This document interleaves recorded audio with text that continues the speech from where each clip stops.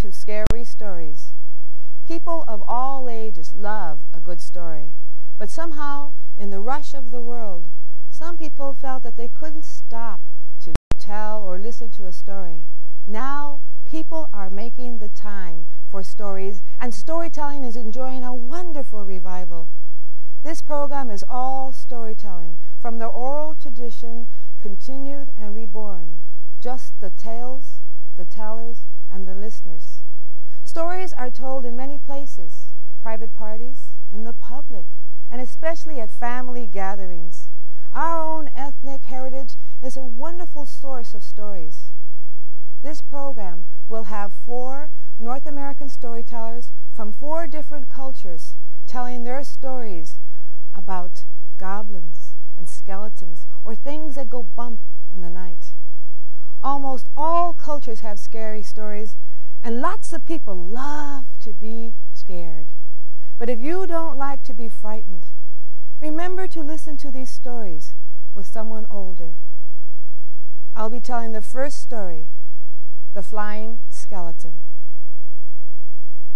Once there were 3 boys who lived with their tío uncle because their parents were dead. They had 3 older brothers who helped the tío, and the boys were happy except for one thing.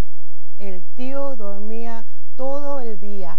The uncle slept all day. He would get up in the afternoon, he would do his chores, he would make dinner for the boys, and then he would put them to bed and he'd say, "Quédense en la cama, no salgan del cuarto, mándenme.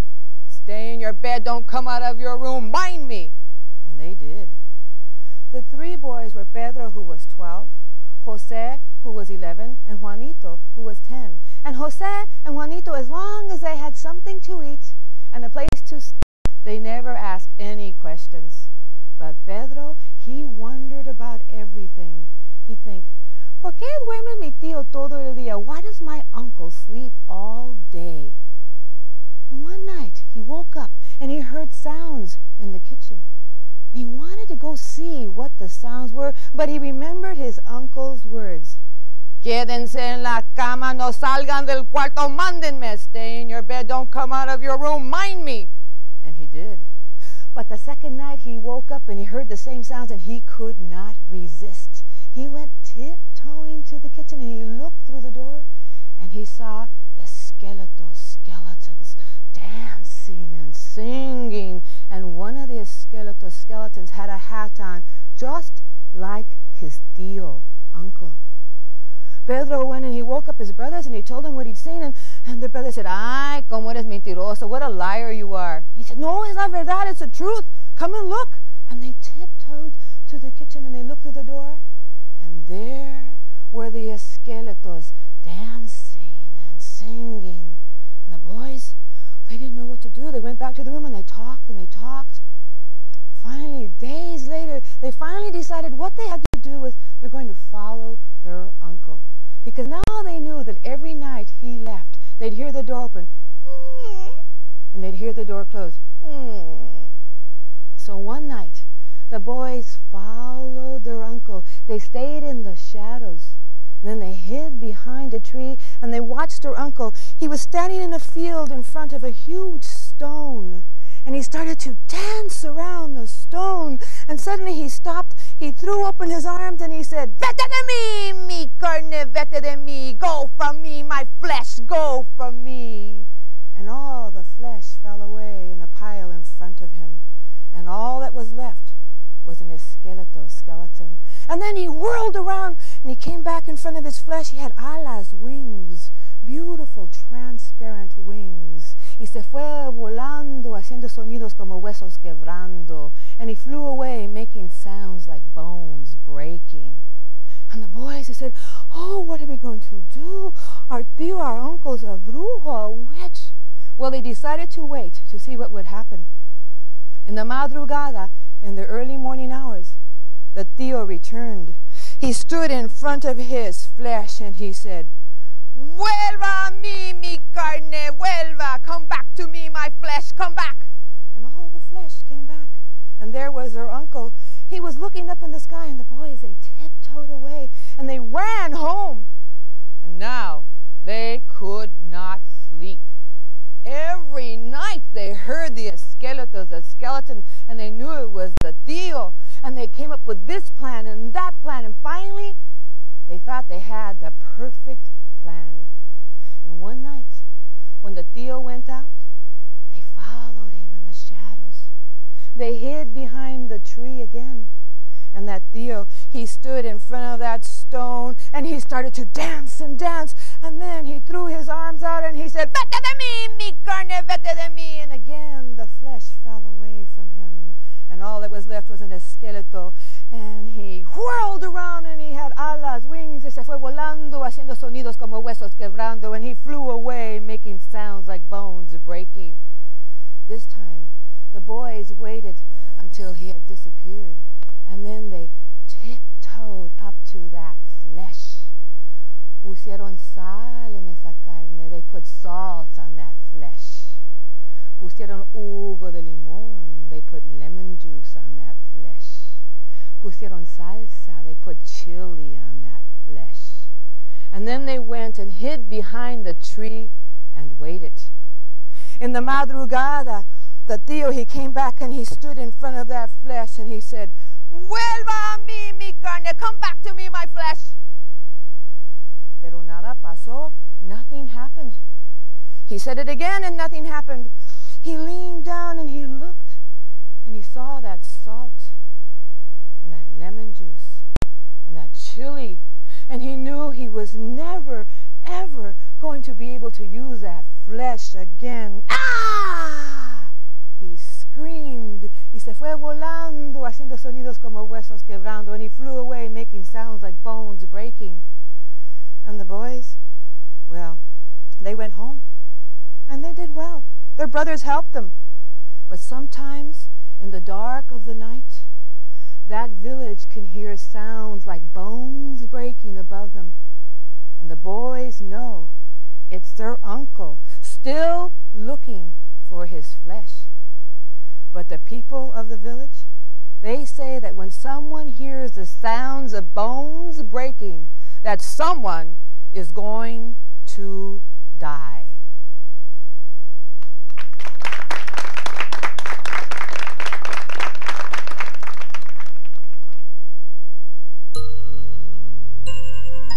And now telling will be John Spellman from Washington, D.C.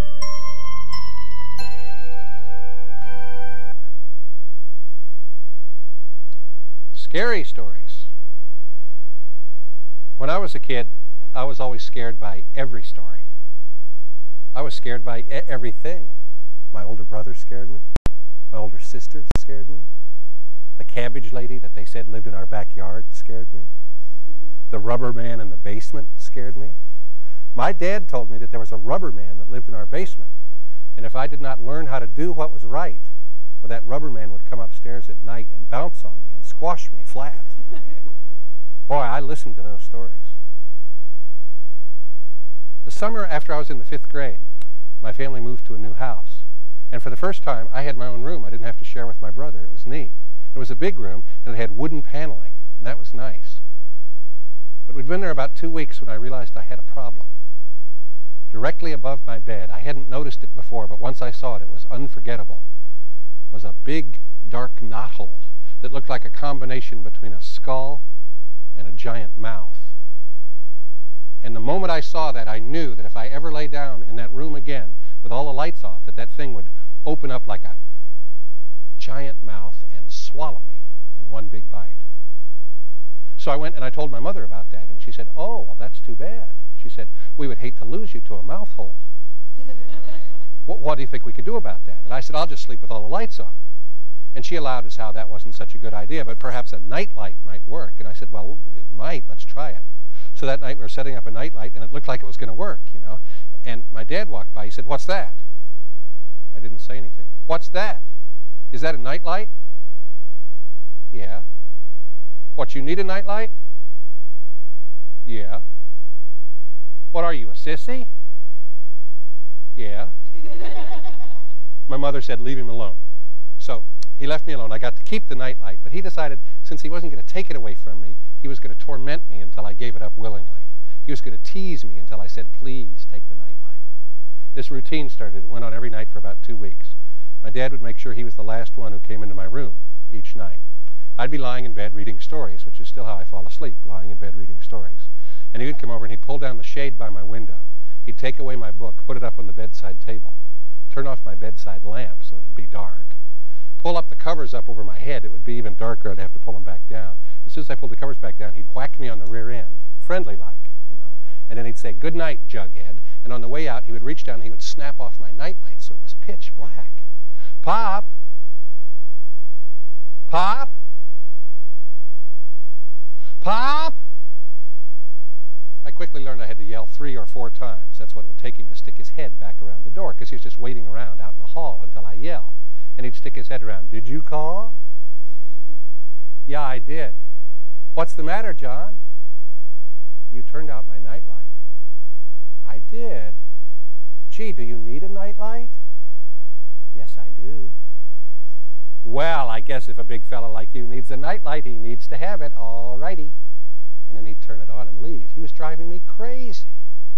As I say, it went on for about 2 weeks. Finally, one night he came in, same routine, you know. Down goes the shade by my window, away goes the book, off goes the bedside lamp, up come the covers, whack, "Good night, Jughead." Out he went, off went the nightlight. "Pop! Pop, this is stupid." "Pop,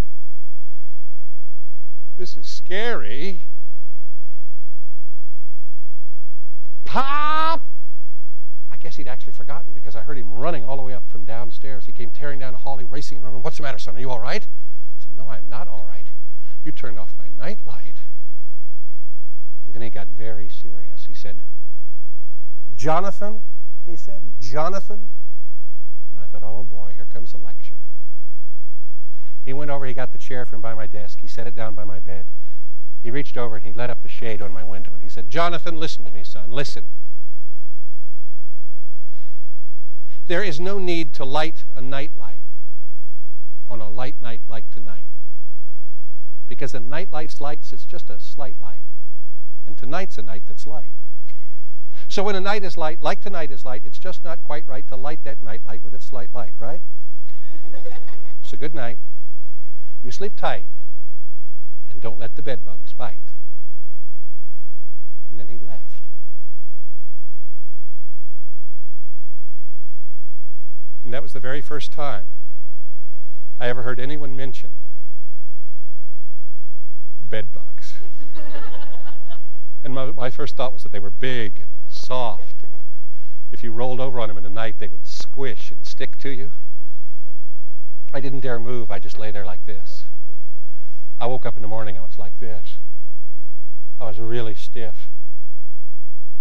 But I looked over and I realized that the nightlight was off. It had been off all night long. I'd made it through the night and nothing had gotten me. And now that I know that my house doesn't have bed bugs, I don't need a nightlight anymore. Well, unless I've been out the night before telling scary stories. Or unless I stop and think about that rubber man in the basement. But now I've also learned there's a way to keep away scary things from stories. You just take your 2 shoes that you've worn that day. Remember this, anybody, if you ever get scared by a story. Your 2 shoes you've worn that day, and just put them side by side, make sure they're touching each other. Put the toes of your shoes underneath your bed, about halfway under your bed, so the heels are sticking out and the toes are underneath. And if you do that, nothing from a story will get you in the night. And I know that works, because no rubber man has ever gotten me. Thanks.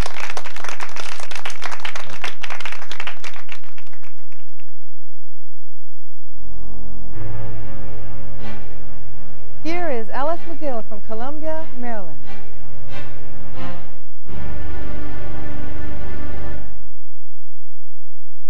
Once, in the middle of a great big straw field, there plopped a little one-room log cabin. The log cabin had been built by a little old man who walked around all the time like this because he had spent the last 45 years setting traps in and around the swamp so as he could catch muskrats and all, and he'd take them to town and sell them.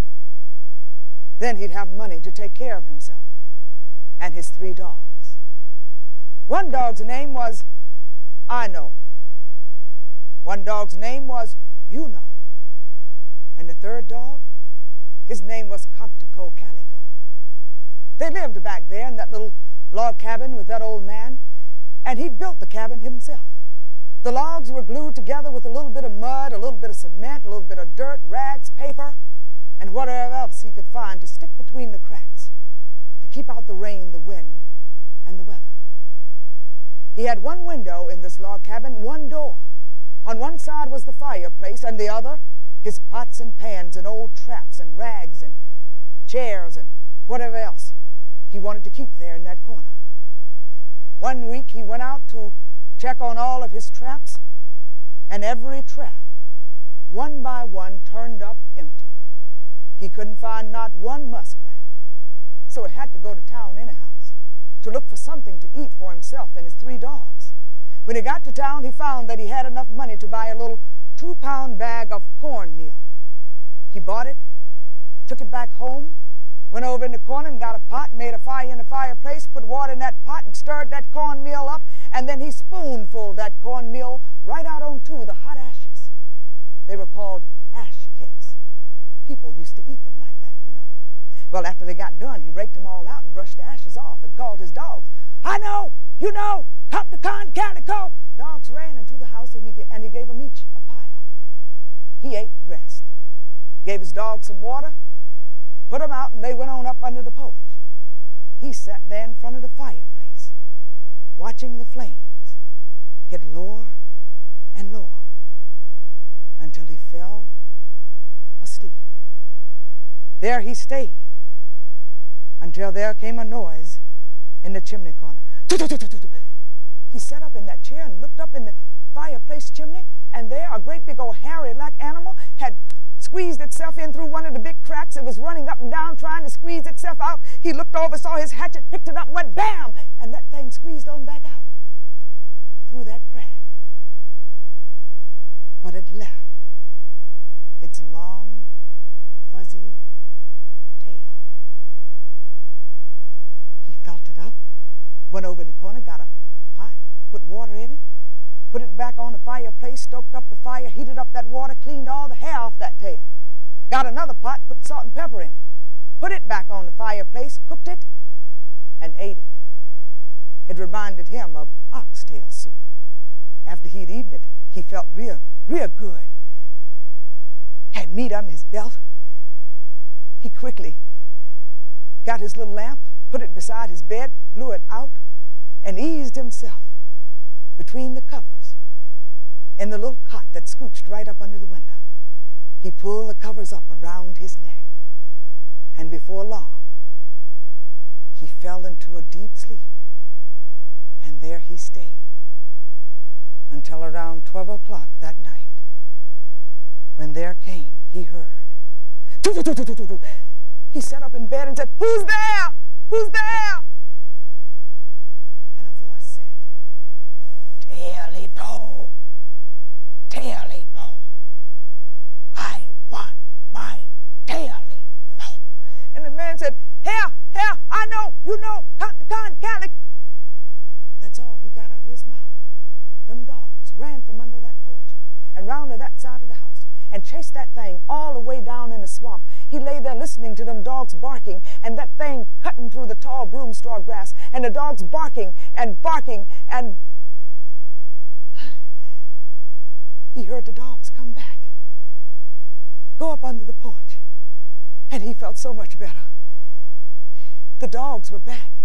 He was safe. He pulled the covers up around his ears, went to sleep, and there he stayed until around 2 o'clock that morning. He opened his eyes, looked at the front door. There, the latch on the front door was jumping up and down, up and down, up and down, up and down. And it was jumping up and down like that because something on the other side of that door was going doo-doo-doo-doo-doo. And he said, "Who's there?" And the voice said, "Taily-po, I want my Taily-po." The man said, "Oh, yeah, I know." That's all he got out of his mouth. The dog started running, chasing that thing all the way down in the swamp. He lay there listening listening to them dogs barking and that thing running and barking and barking and barking and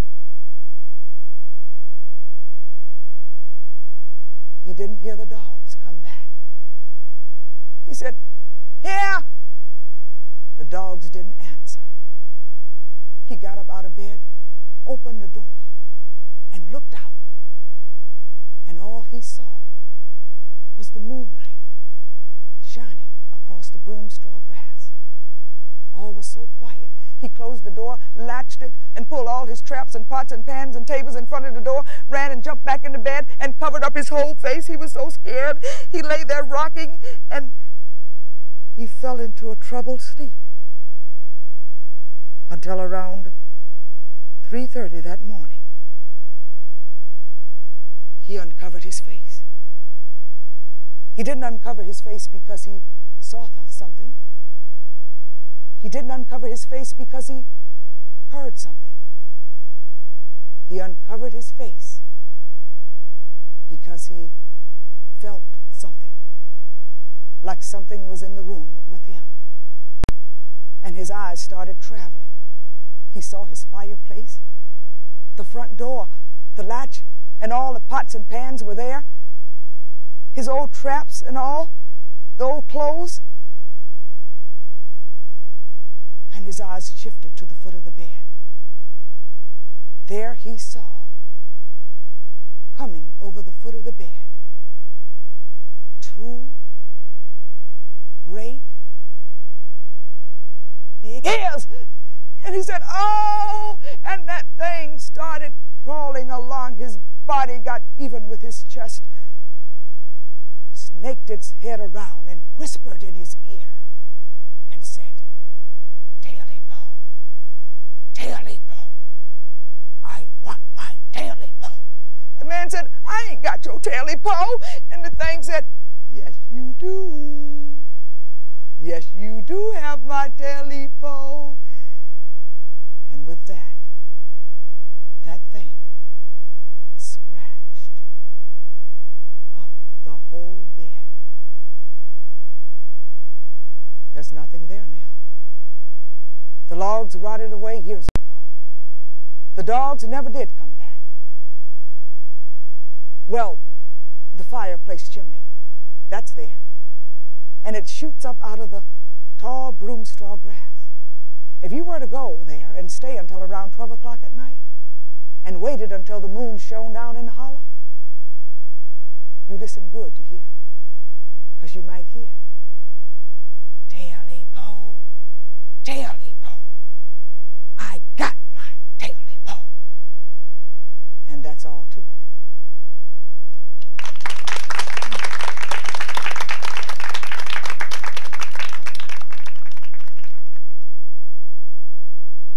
Next is Joe Bushak from Greenfield Center, New York.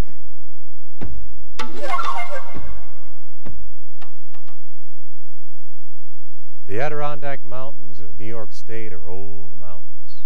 There are many stories in those mountains. This is one of those stories. Now, there was a man named Henry von Hovenberg who came to live in the Adirondacks around the end of the last century. Von Hovenberg built himself a lodge he called Mount Joe up near Hart Lake in the foot of the high peaks. And there Henry von Hovenberg led a sort of solitary life because even though he took in tourists in the summertime and sometimes guided people through the mountains, he mostly spent his time out by himself walking along those trails, walking trails that no other white man had ever walked before, although the native people who still lived in those mountains knew a bit about them, and do indeed to this day. Well, one day Henry von Hovenberg was out walking along a trail deep in the mountains. Ho! Hey! Ho! Hey! And as he walked along, he thought he saw the sunlight glittering off of something inside a hollow tree. Well, he came close and he reached inside and he pulled out an old musket gun. That gun was so old that the wood of it had been eaten away by insects, but had been wrapped up in some deerskin, which was the way that the Indian people used to take a spare gun and put it in a tree just in case they needed it in an emergency. So that gun, the metal of it had been preserved, even though the wood had been eaten. He took that gun, he began to look at it, and he noticed there on the trigger guard was a piece of rawhide connected to a pouch. And he managed to open that pouch up, and he pulled out a piece of parchment paper. Well, that parchment paper was so crumpled up he couldn't even make it move, so he took it right back home to his lodge and got a kettle boiling and held that paper over the steam, and gradually that paper got softer and more supple, and he was able to unfold it. And he put it down on his table, and he looked at it in wonder, because what he had there was obviously some kind of a map. But the language on it he'd never seen before. He couldn't read it at all. Well, just then, as chance would have it, a friend came to visit him. And this friend was an Abenaki Indian, a guide named Mitchell Sabattis.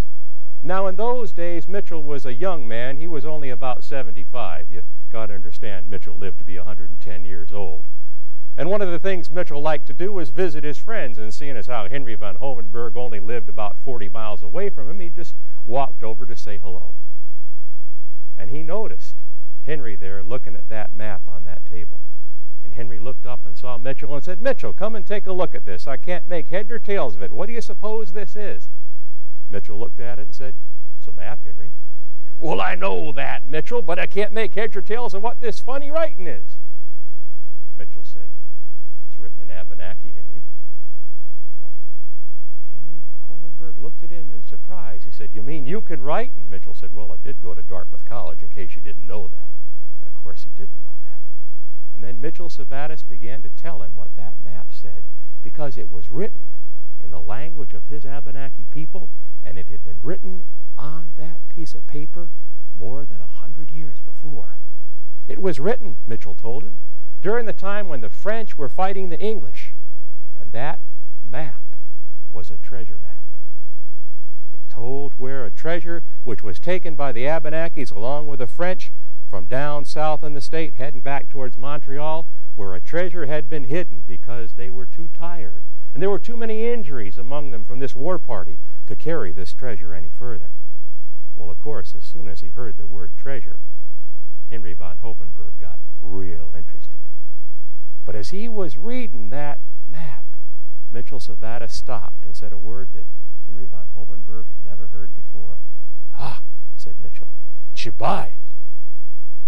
"Chibai? What's a chibai?" "I don't think you want to know, Henry," said Mitchell. But Henry van Hovenberg insisted. Mitchell Sabattis explained. "Chibai is a ghost.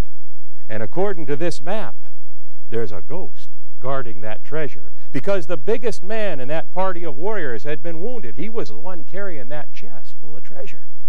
And when they reached this point here in the mountains, he could go no further, and he died. But before he died, he told them to leave his body to guard that treasure so that no one but his people could ever come and take it away. And this map tells how to find that place. Well, Henry van Hovenberg said, "I'll tell you what, Mitchell, you and I go halves on it. You come with me." But Mitchell Sabattis shook his head. He said, "Nope, I got everything I need in these mountains. Don't need no treasure." "Ho?" "Hey." But Henry van Hovenberg insisted. He said, "I'm going to go look for it, Mitchell. Tell me what I got to do." And Mitchell Sabattis told him. And the instructions on this map were kind of strange. It didn't just say, go here, turn right, turn left, go there. What it said was this. It said, you must go to the top of Algonquin Peak at the height of the full moon, in the moon when the raspberries are ripe. That's August. And there, when that full moon reaches its height, the beams of that moon will shine across the valley and strike the side of Mount Colden. And it will show you there a cave that can be seen at no other time. And inside that cave is the treasure. Well, when the full moon of the month when the raspberries are ripe came, you know where Henry van Hovenberg was. Just sitting all by himself right on top of Algonquin Peak and looking hard across that valley. And the beams of that moon, just when it reached its height, shone across that valley, struck the side of the mountain, and he could see there a cave he had never seen before, even though he'd climbed Mount Colden a dozen times. That cave was finally visible to him. Well, Henry von Hovenberg had a hurricane lantern, and he took that lantern and he began to scramble down the side of Algonquin Peak, and on his way down he dropped the lantern and it broke. But that full moon was so bright he figured he could still find his way, and he reached the foot of Mount Colin and he scrambled up until he came to that ledge. He reached one arm up, the other arm up, pulled himself up on that ledge, and the moon shining over his shoulder shone into that little cave, and he began to go inside. The light of the moon over his shoulder just enough to find his way. Touching the sides of the cave as he went further and further back in, and then his foot struck something that had a hollow sound to it. Well, he reached into his pocket, pulled out a match, lit it up, and looked, and by golly, there was an old wooden chest, bound with brass, so old the brass had turned color, and he reached down and he opened that chest up, and he could see something glittering inside. Looked like something that he was real interested in. And he reached down to feel his hand inside that chest when all of a sudden, whoo, that match of his went right out. And not only that, when that match went out, it was dark in that cave, so dark that it made Henry von Hovenberg wonder, how come I can't see the moonlight no more? And he turned around to look. And there in the mouth of the cave, he could see the figure of a big, big man. "Who are you?" von Hovenberg said. That figure didn't say a word. "Who are you?" said von Hovenberg. And then, "Meow!" with a scream, that figure leaped at him, grabbed him by the shoulders, and lifted him up. Now, Henry von Hovenberg was a strong man. He wasn't tall, but he was stocky. He could lift up a 100-pound barrel of nails over his head with one hand and stove in the end of a cask with the other.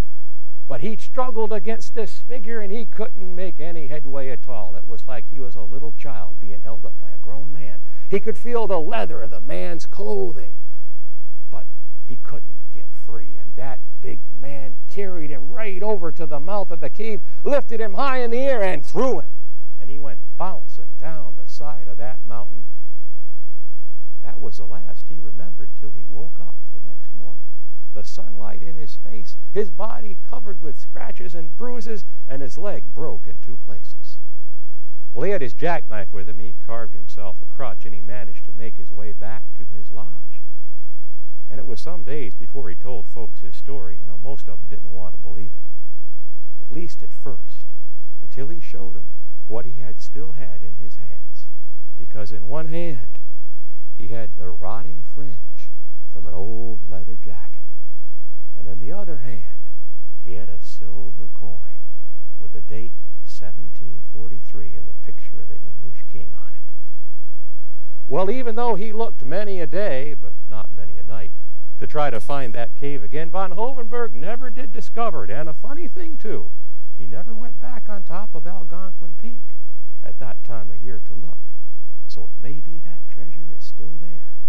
So if you want to go at the height of the full moon, in the month when the raspberries are ripe, to the top of Algonquin Peak and look across toward Colden and see that cave, maybe you too can find out if that treasure is there. And maybe the Chibai will find you. And so that story goes. Naho.